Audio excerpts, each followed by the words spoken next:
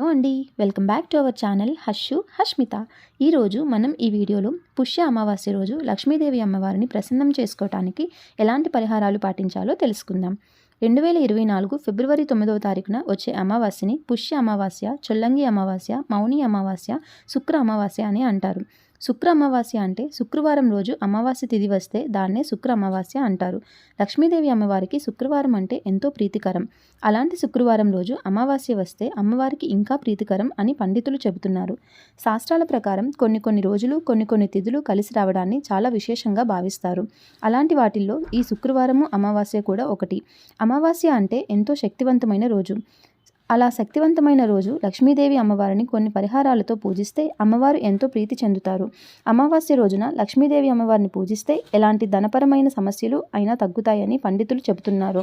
పూజ అంటే అట్టహాసంగా చేయనవసరం లేదండి. కేవలం భక్తి శ్రద్ధలతో మనం రోజు అమ్మవారిని ఎలా అయితే పూజిస్తామో ఈ శుక్ర అమావాస్య రోజు కూడా అలాగే పూజించి నైవేద్యంగా దానిమ్మ గింజలను నివేదించండి. మీరు మీ శక్తి కొలది అమ్మవారికి పూజ ఎలా చేసినా కానీ ఈ రోజు మాత్రం దానిమ్మ గింజలను తప్పకుండా నైవేద్యంగా పెట్టండి.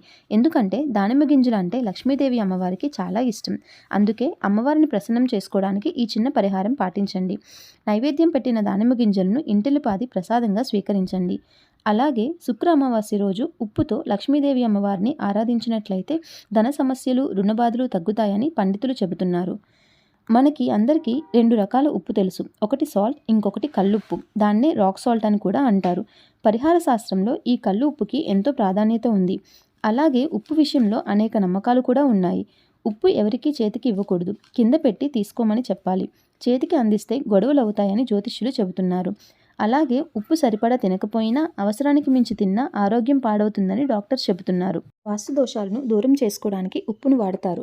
అమావాస్య రోజున ఉప్పుతో ఈ చిన్న పరిహారం చేస్తే చాలు లక్ష్మీదేవి అమ్మవారు కరుణించి అప్పుల బాధలు, ధన సమస్యలు తీరుతాయని జ్యోతిష్యులు చెబుతున్నారు.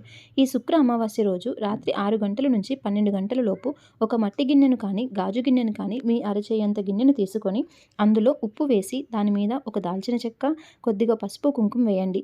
లవంగాలు, దాల్చిన చెక్క అనేవి శుక్రుడికి చాలా ఇష్టం. శుక్రుడికి అధిష్టాన దేవత లక్ష్మీదేవి అమ్మవారు. కాబట్టి ఈ శుక్ర అమావాస్య రోజు ఇలా పరిహారం చేస్తే ఎంతో కొంత రుణబాధలు తగ్గుతాయని పండితులు చెబుతున్నారు. ఇలా ఉప్పు, దాల్చిన చెక్క, పసుపు, కుంకుమ వేసిన గిన్నెని తీసుకొని మీ ఇంట్లోని పూజ గదిలో దేవుడి ముందు పెట్టి పూజ చేసుకొని నమస్కారం చేసుకోండి. అప్పులు తీరి రుణబాధలు తొలగాలని అమ్మవారిని వేడుకోండి. అలా మనస్ఫూర్తిగా సంకల్పం చెప్పుకున్న తర్వాత ఆ గిన్నెను తీసుకొని ఎవరికీ కనిపించకుండా పెట్టండి. అవసరమైతే ఆ గిన్నె మీద ఒక ఎర్రటి క్లాత్ని కూడా వేసి ఉంచండి. నరదృష్టి తగలకుండా అలా ఎవరికీ కనిపించని ప్రదేశంలో రాత్రంతా ఆ గిన్నెను మీ పూజ గదిలోనే ఎవరికీ కనిపించకుండా ఉంచండి. మరుసటి రోజు ఉదయం స్నానం చేసిన తర్వాత ఆ గిన్నెలోని ఉప్పు, పసుపు, కుంకుమ, దాల్చిన చెక్క తీసుకొని వెళ్ళి ఎక్కడైనా ప్రవహించే నీటిలో కలిపేయండి.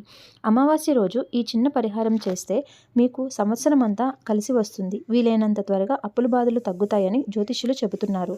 కాబట్టి మీరు కూడా ఈ చిన్ని పరిహారాన్ని పాటించి లక్ష్మీదేవి అమ్మవారి ఆశీస్సులను పొందండి. ఒక చిన్న విషయం అండి, ఉప్పు పరిహారం చేసేటప్పుడు ఆల్రెడీ మనం ఇంట్లో ఉన్న ఉప్పు వాడకూడదండి.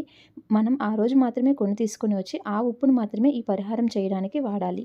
ఈ పుష్య అమావాస్య రోజున లక్ష్మీదేవి అమ్మవారి కరుణా కటాక్షాలు మన అందరిపై ఉండాలని కోరుకుంటూ ఈ వీడియో కనుక మీకు నచ్చినట్లయితే like, share and subscribe. Thank you.